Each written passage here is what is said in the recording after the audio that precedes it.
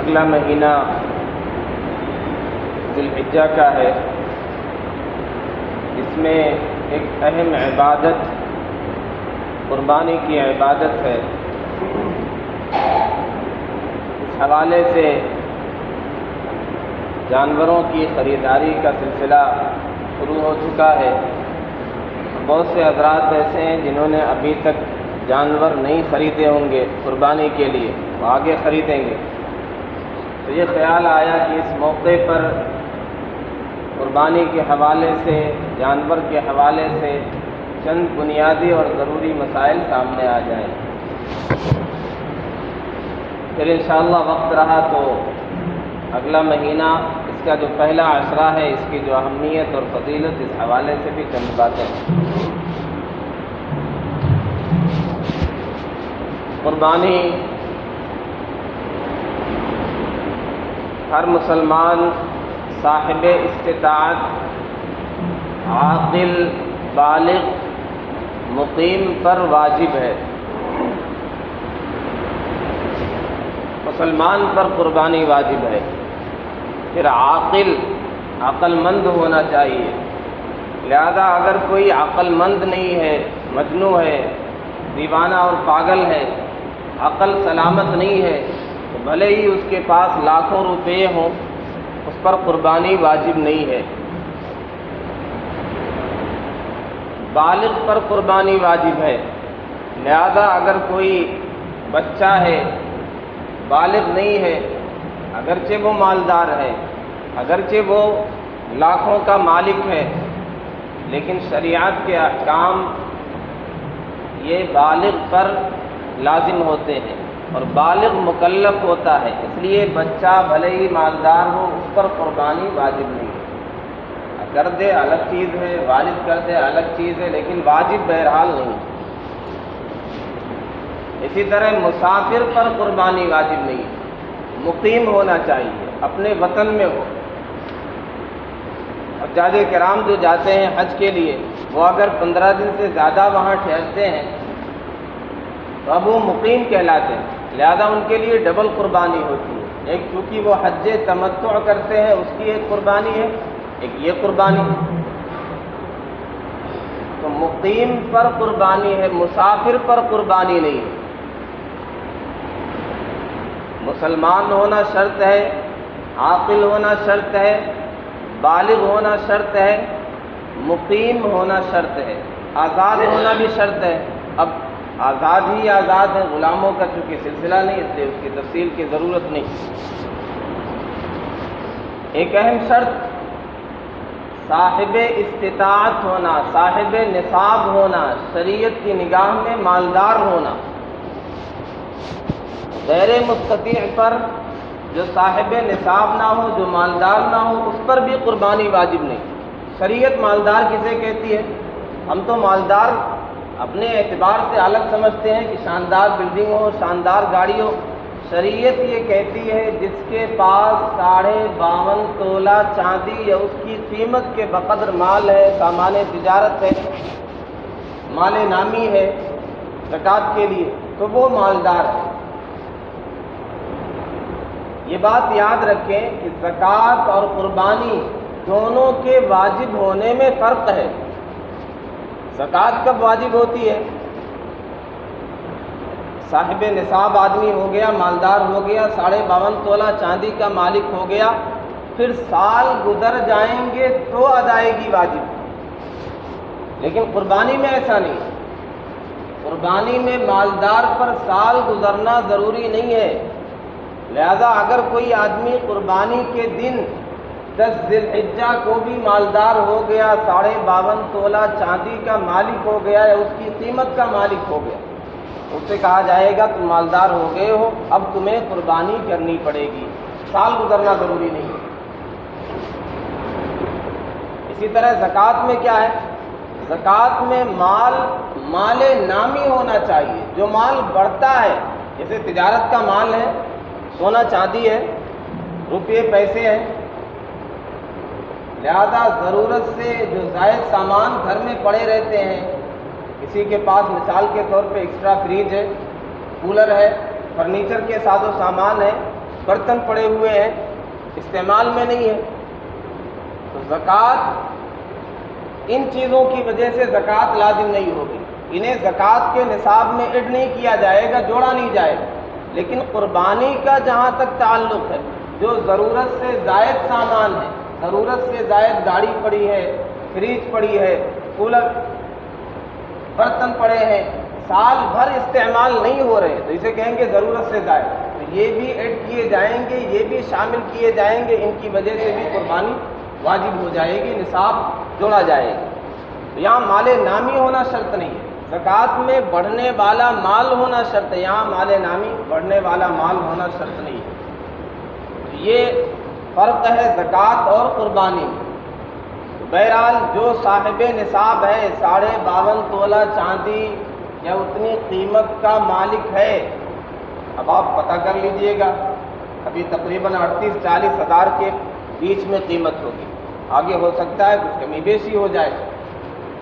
اتنے کا اگر کوئی مالک ہے تو شریعت کہتی ہے یہ مالدار ہے، اس پر ضروری ہے کہ یہ قربانی کرے، واجب ہے قربانی کرنا۔ بعض حضرات کے نزدیک، بعض ائمہ کے نزدیک قربانی واجب نہیں سنت ہے، لیکن وہ بھی سنت مؤکدہ ہے، ہمارے نزدیک واجب ہے۔ دلیل پیارے آقا صلی اللہ علیہ وسلم کی حدیث، من وجد ساعة لأن يضحي فلم يضحي فلا يقربن مصلانا، جو استطاعت کے باوجود، جس کے پاس وسعت ہو پھر بھی قربانی نہ کرے، تو رحمت دو عالم صلی اللہ علیہ وسلم نے ارشاد فرمایا وہ ہماری عیدگاہ کے قریب نہ پھٹکے۔ ظاہر ہے ایسی وعید اور ایسی ناراضگی کوئی بڑی اہم چیز ہوتی، اس حوالے سے ناراضگی ہوتی، تو یہ کوئی معمولی بات تو نہیں کہ آدمی قربانی نہ کرے، اتنی ناراضگی ہماری عیدگاہ کے قریب نہ پھٹکے، اس کا مطلب یہ ضروری چیز ہے۔ تو ہمارے نزدیک، احناف کے نزدیک قربانی واجب ہے، لہذا کرنا چاہیے۔ دوسری بڑی غلط فہمی، بعض لوگ یہ سمجھتے ہیں کہ پچھلی سال امی کی طرف سے کر دیا تھا، اس سال ابو کی طرف سے کر دیں گے۔ اچھا، اس سال ابو کی طرف سے کر دی گئی قربانی، اگلے سال بڑے بھیا کی طرف سے قربانی ہو جائے گی، تو یہ ایک سلسلہ چلتا ہے، ایک سال فلاں صاحب کی طرف سے، ایک سال فلاں صاحب کی طرف سے، ایک سال امی کی طرف سے، ایک سال ابو کی طرف سے۔ حدیث کیا کہتی ہے؟ جو بھی وسعت رکھتا ہے، من وجد ساعتاً، جس کے پاس وسعت ہے، جس کے پاس مال ہے، جو صاحب حیثیت ہے، سب پر قربانی واجب۔ ایک قربانی پورے گھر کی طرف سے ہو جائے ایسا ہرگز نہیں ہے۔ یہاں بعض روایتوں میں اس کا تذکرہ ملتا ہے، چونکہ سوشل میڈیا کا دور ہے، ساری چیزیں سب کے پاس پہنچتی ہیں۔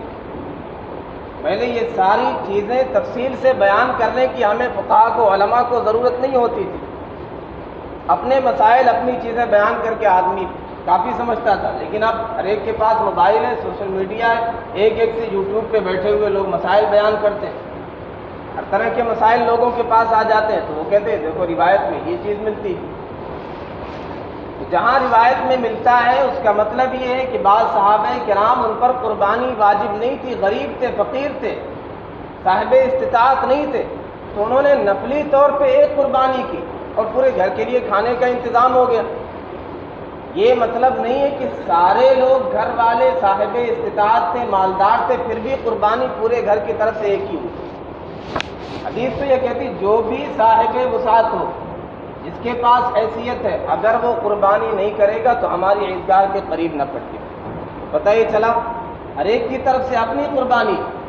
اور دیگر عبادتیں دیکھ لیں، کسی عبادت میں ایسا معاملہ نہیں کہ ہم نے کر دیا، والد کی طرف سے ادا ہو گئی، ہم نے نماز پڑھ لیا، بیٹے کی طرف سے بھی کافی ہو جائے، ماں کی طرف سے کافی ہو جائے، نہیں، سب کی اپنی اپنی عبادت، سب کو خود ادا کرنا ہے، کسی کی عبادت دوسرے کی طرف سے کافی نہیں ہوتی، لہذا یہاں قربانی بھی ایک کی قربانی پورے گھر کی طرف سے کافی نہیں ہوتی۔ اب آگے بڑھتے ہیں، ذرا جزیات میں اگر جائیں گے تو بہت زیادہ تفصیل ہو جائے گی۔ قربانی کے جانور، جن جانوروں کی قربانی ہوتی ہے ان کی عمریں کیا ہونی چاہیے؟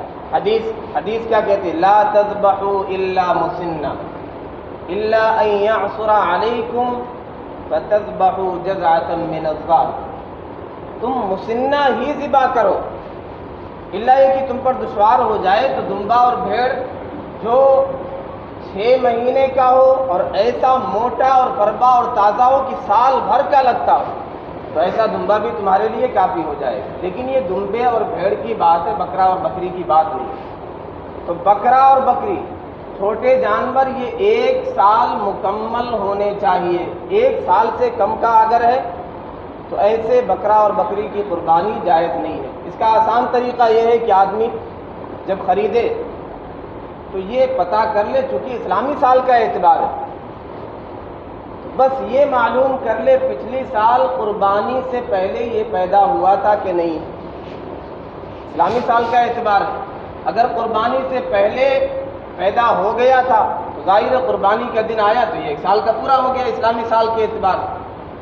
حتیٰ کہ اگر قربانی کے دن بھی پیدا ہو گیا تو جیسے ہی وقت، مثال کے طور پہ 10 بجے بچہ ہوا بکری یا بکرا، اب 10 جیسے ہی بجے گا اگلے سال قربانی کے دن 10 ذی الحجہ کو اس کا سال پورا ہو گیا، اس کے بعد ہم کر سکتے ہیں، اگلے دن کر سکتے ہیں۔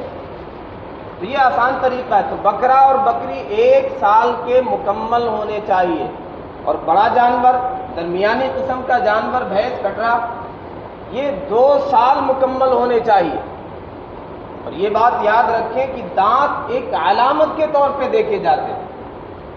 2 دانت ہونا یا اس سے زیادہ دانت ہونا یہ ضروری نہیں، ضروری ہے کہ سال جتنا کہا گیا وہ سال مکمل، سال مکمل ہے، بھلے ہی دانت نہیں آئے کوئی مسئلہ نہیں ہے۔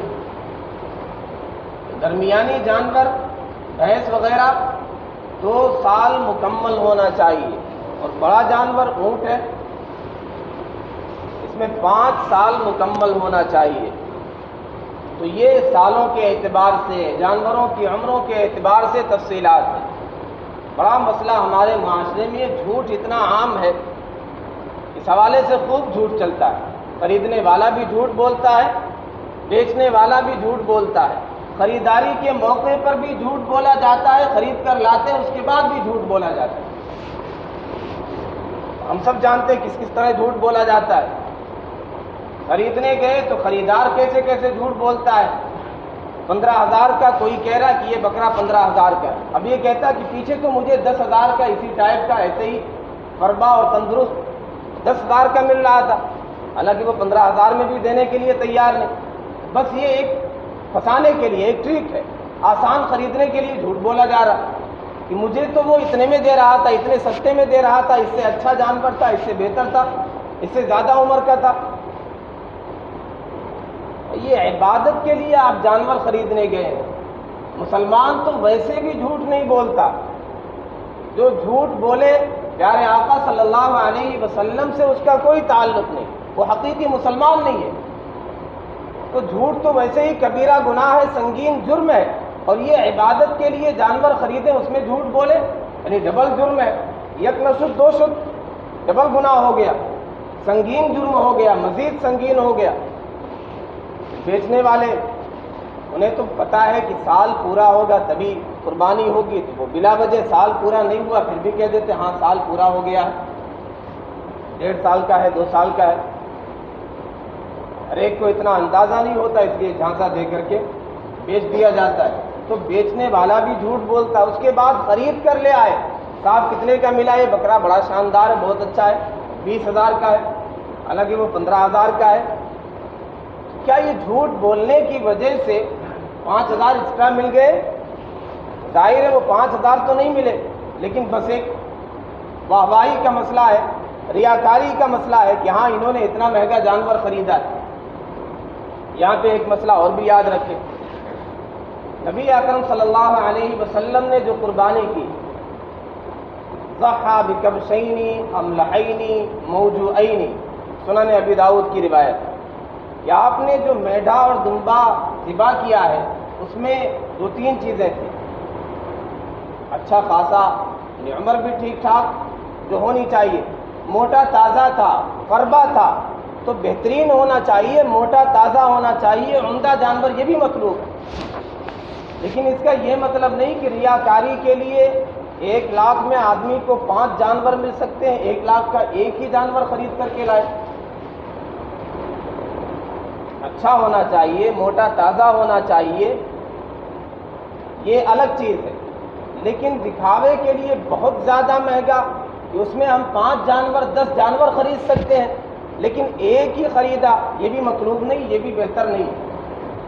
کیوں؟ حدیث دلیل کیا ہے؟ ما عمل ابن آدم من عمل احب الى اللہ یوم النحر من احراق الدم۔ بندہ کوئی بھی عمل جو قربانی کے دنوں میں کرتا ہے، اللہ کے نزدیک خون بہانے سے زیادہ محبوب کوئی عمل نہیں۔ تو ان دنوں میں، قربانی کے دنوں میں سب سے زیادہ محبوب عمل کیا ہے؟ احراق الدم، خون بہانا۔ پتہ ہی چلا زیادہ قربانی کریں گے۔ رحمت دو عالم صلی اللہ علیہ وسلم نے آخر میں جو اپنی حجۃ الوداع میں قربانی کی، 100 اونٹوں کی قربانی، 63 اپنے ہاتھ سے آپ نے ذبح کی۔ تو زیادہ کرنا یہ بھی مطلوب ہے۔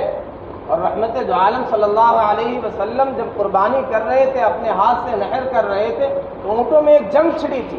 ہم آہوان صحرا سر خود نہ ہاد برکب، سب نے خود ہی اپنا سر پیش کر دیا کہ آج تو محبوب شکار کے لیے آیا۔ رحمت دو عالم صلی اللہ علیہ وسلم نے 100 اونٹ کی قربانی کی۔ تو کثرت بھی مطلوب ہے، زیادہ سے زیادہ کرنا یہ بھی مطلوب ہے۔ لہذا ریاکاری اور دکھلاوے کے لیے بہت مہنگا خرید کر کے لانا کہ ہم زیادہ کر سکتے ہیں، یہ بہتر نہیں ہے۔ زیادہ سے زیادہ کیا جائے، اپنی طرف سے کیا جائے، اور جو بھی صاحب استطاعت ہیں، جو بھی مالدار ہیں، بیٹا ہے بیٹی ہے، سب کی طرف سے ہونا چاہیے، گھر میں پورے گھر کی طرف سے ایک نہیں ہونا چاہیے۔ پھر نفلی طور پہ جن پر واجب نہیں ان کی طرف سے بھی کر سکتے ہیں، اپنے مرحومین کی طرف سے کر سکتے ہیں۔ رحمت دو عالم صلی اللہ علیہ وسلم کی طرف سے کرنا یہ بھی بڑی سعادت کی بات ہے۔ تو زیادہ سے زیادہ کرنا ہے۔ مرحومین کی طرف سے بھی احناف کے نزدیک قربانی کی جا سکتی ہے۔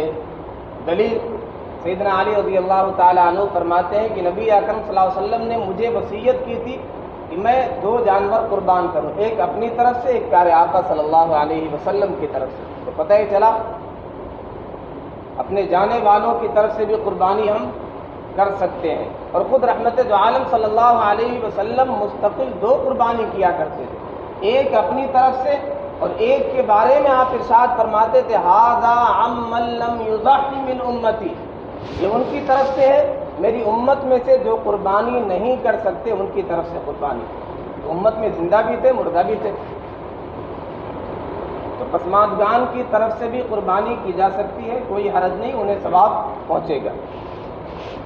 جانور میں عیوب کے حوالے سے سب سے پہلے یہ دیکھتے ہیں حدیث کیا کہتی ہے۔ حدیث رسول میں ہے 4 لا تجوز، 4 جانوروں میں عیوب ایسے ہیں کہ یہ جائز نہیں قربانی کے لیے۔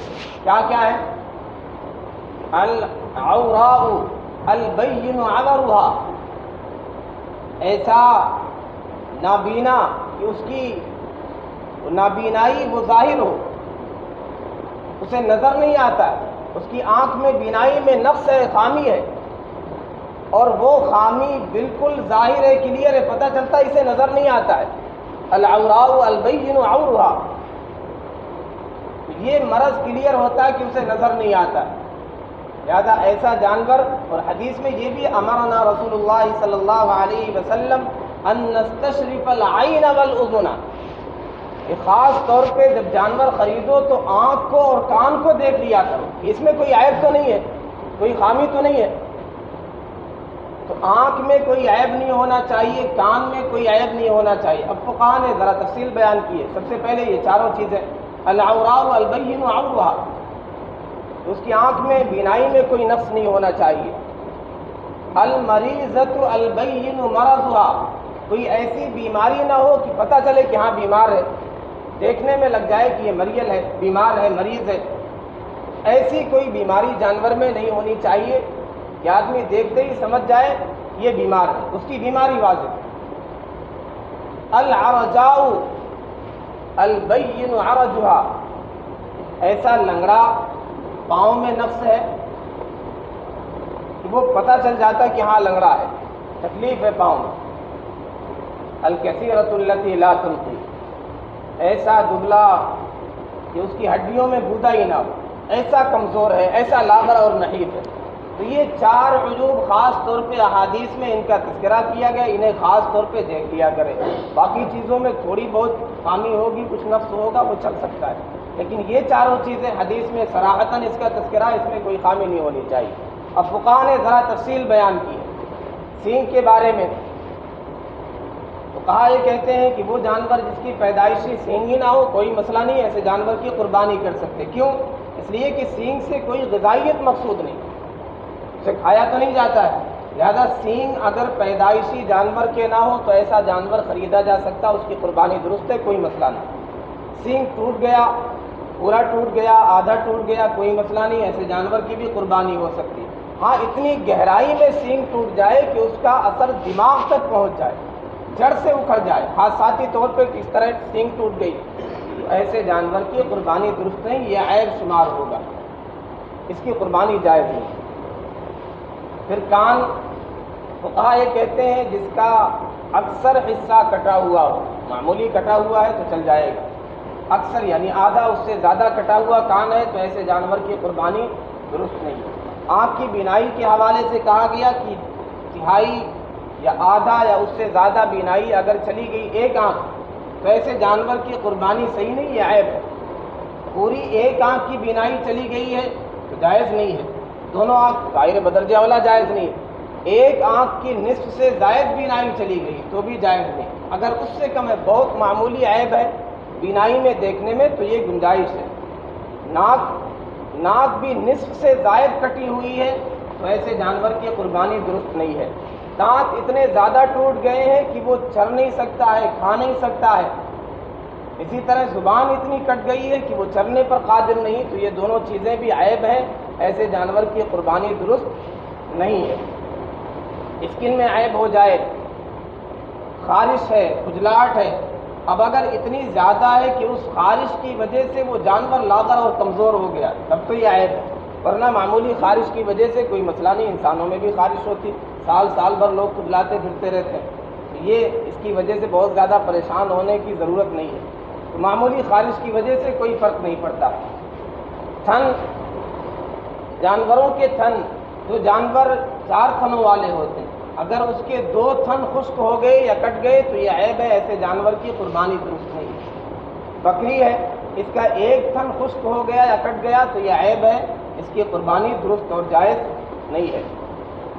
پاؤں کے بارے میں تفصیل یہ ہے کہ اگر 3 پاؤں سلامت ہے، 4تھے پاؤں سے لنگڑاتا ہے اور ایسا لنگڑاتا ہے کہ 4تھا پاؤں بھی ٹیک کر کے چلتا ہے، اسے رکھتا ہے، بالکل اٹھا کے نہیں چلتا ہے، 4تھے پاؤں کو ٹیکتا ہے جانور، تو یہ اتنا عیب کوئی مسئلہ نہیں ہے، اس کی قربانی ہو جائے گی۔ اور اگر 4تھا پاؤں جس میں چوٹ لگی ہے وہ بالکل رکھتا ہی نہیں زمین پر، اسے اٹھا کر کے چلتا ہے تو یہ عیب سمجھا جائے گا، ایسے جانور کی قربانی درست نہیں ہے۔ ایک اصول یاد رکھیں، کل عیب یزیل المنفعۃ علی الکمال او الجمال علی الکمال، ہر وہ عیب جو اس کے نفع کو تاجروں کے یہاں مکمل طور پہ نفع کم کر دے یا خوبصورتی پہ ایک اچھا خاصا اثر پڑ جائے، ایسا کوئی عیب ہے تو یہ قربانی کے لیے مانع ہے، اسے عیب سمجھا جائے گا۔ اور اگر اس طرح کا کوئی عیب نہیں، چھوٹی موٹی بہت سی چیزیں پیش آ جاتی ہیں، اس کی قیمت میں زیادہ گراوٹ نہیں آئی، خوبصورتی پہ کوئی خاص فرق نہیں پڑا تو اسے عیب نہیں سمجھا جائے گا۔ باقی یہ چیزیں تفصیلات کے ساتھ میں نے بتا دی۔ اب آگے، یہ تو جانوروں میں عیوب کے حوالے سے یہ باتیں ہو گئی، مزید چھوٹے چھوٹے کتا کاٹ لیا کسی جانور کو، معمولی کاٹا ہے، اگر وہ ٹھیک ہو سکتا ہے علاج سے، اس کا گوشت نقصان دہ نہیں تو بھی فقہاء نے اجازت دی ہے، ایسے جانور کی قربانی ہو سکتی ہے۔ اگر ٹھیک ٹھاک زخم ہو گیا ہے اس کی وجہ سے وہ عیب ہو جائے گا، یا اس کا گوشت نقصان دہ ہے، یہ ایک عیب ہو جائے گا، اس کی وجہ سے قربانی نہیں کرنا چاہیے۔ خصی جانور قربانی کرنا افضل ہے، یہ کوئی عیب نہیں، یہ حدیث سے ثابت ہے۔ وہ جانور جس کو خصی نہیں کیا گیا ہے اس کے بارے میں بھی کہا گیا، چونکہ اسے جلالہ کہتے ہیں ایسے جانور کو جو پیشاب پیتے ہیں، ان سے بدبو آتی ہے۔ جو بھی جانور نجاست خور ہو تو اس کی قربانی جائز نہیں۔ ہاں اگر اس طرح پالا گیا کہ وہ نجاست نہیں کھاتا، پیشاب نہیں پیتا، بالکل پاک صاف ہے، اس طرح آپ نے پالا ہے تو اس کی بھی قربانی کر سکتے ہیں، کوئی مسئلہ نہیں ہے، اس کی قربانی بھی جائز ہے۔ وہ جانور جس کے نر اور مادہ ہونے کا پتہ ہی نہ چلے کہ نر ہے یا مادہ ہے، اسے خنثی کہتے ہیں، خنثی مشکل جسے کہتے ہیں، ایسے جانور کی بھی قربانی درست نہیں، چونکہ فقہا کہتے ہیں ان کا گوشت پکتا نہیں ہے۔ لہذا یہ عیوب کی تفصیلات ہوئی، جب جانور خریدیں تو یہ ساری چیزیں پیش نظر رکھیں۔ اس کے علاوہ چھوٹی چھوٹی چیزیں ہیں وہ پوچھ لیا کریں۔ اب 1-2 منٹ میں وقت ہو گیا، بس 1-2 منٹ میں جو اگلا مہینہ شروع ہونے والا ہے اس کی بے شمار فضیلتیں ہیں، بڑی اہمیت ہے، 2-3 باتیں جو کرنے کی ہے وہ آ جائے، اس کے بعد بات مکمل ہے۔ سب سے پہلی چیز، نیا مہینہ جب شروع ہو تو سنت یہ ہے کہ دعا پڑھیں، اللہم احلہ علینا بالجمن والایمان والسلامۃ والاسلام والتوفیق لما یحب ویرضی۔ جب نئے مہینے کا چاند دیکھے تو یہ دعا پڑھیں، اے اللہ اس چاند کو ہمارے لیے امن کے ساتھ، برکت کے ساتھ، ایمان کے ساتھ، سلامتی کے ساتھ نکالیے، اور جو اے اللہ آپ راضی ہوں اپنے مرضیات والے کام کرنے کی توفیق کے ساتھ اسے نکالیے کہ وہ کام ہم کریں۔ تو یہ دعا ہمیں کرنا چاہیے۔ پھر جو قربانی کا ارادہ رکھتا ہے اس کے لیے چاہیے کہ وہ اپنے ناخن اور بال کو نہ کاٹے جب تک کہ قربانی نہ کر لے۔ یہ بھی مستحب عمل ہے، اور یہ دراصل مشابہت ہے حجاج کرام سے کہ ہم تو وہاں نہیں پہنچ سکے، لیکن وہ لوگ جو وہاں چلے گئے وہ احرام کی وجہ سے بہت سی چیزیں اپنے اوپر حرام کر لیتے، پابندیاں ان کے اوپر لاگو ہو گئی۔ تو ہم تو عذر کی وجہ سے، پیسے نہ ہونے کی وجہ سے وہاں نہیں پہنچ سکے، لہذا ہمیں یہ حکم ہے کہ ان کی مشابہت اختیار کریں۔ ان کی مشابہت اختیار کریں گے تو جو رحمت کی بارشیں وہاں ہوں گی اس کی چند فواریں ہم پر بھی پڑ جائیں گی۔ تیرے محبوب کی یارب شباہت لے کے آیا ہوں، حقیقت اس کو تو کر دے، میں صورت لے کے آیا ہوں۔ تو ہمیں صورت کم سے کم اختیار کر لینی ہے کہ بال اور ناخن نہیں کاٹنا ہے۔ اس کے علاوہ چیزیں، یعنی آدمی یہ سمجھے کہ کپڑا نہیں بدلنا ہے، نہانا نہیں، یہ ساری چیزیں نہیں ہے، بس بال اور ناخن نہیں کاٹنا ہے جو قربانی کرنے کا ارادہ رکھتا ہے۔ ان دنوں میں روزہ رکھنا 9 ذی الحجہ تک، یعنی پہلی تاریخ سے 9 تک، قربانی کے دن سے پہلے تک ہر دن کا روزہ 1 سال کے روزوں کے برابر ثواب رکھتا ہے، اور 9ویں تاریخ کا یعنی عرفہ کے دن کا روزہ ایسا ہے کہ 1 سال پہلے اور 1 سال بعد کے گناہوں کا کفارہ ہو جاتا ہے۔ اس کی راتوں میں عبادت کرنا شب قدر میں عبادت جیسا ثواب رکھتی ہے۔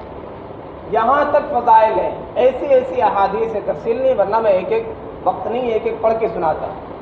علماء نے یہاں تک کہا، یعنی یہ بات آ گئی کہ یہ عشرہ، ذی الحجہ کا پہلا عشرہ یہ افضل ہے یا رمضان کا آخری عشرہ یہ افضل ہے، کیونکہ دونوں کے بارے میں بڑے فضائل، بڑی احادیث۔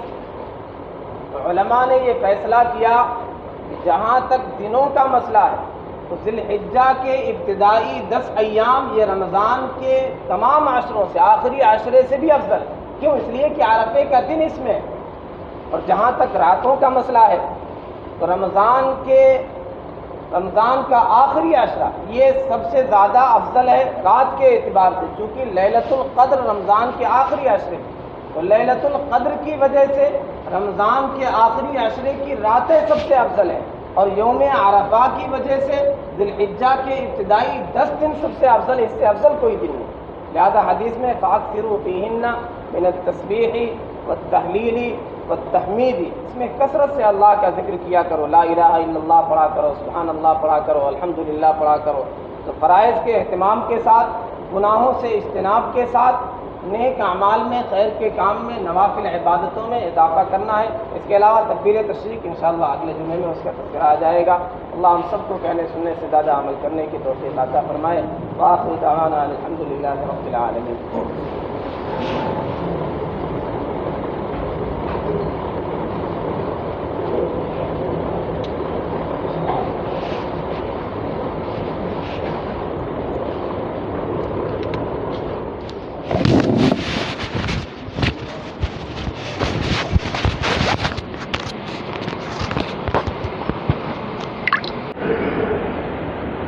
اگلا مہینہ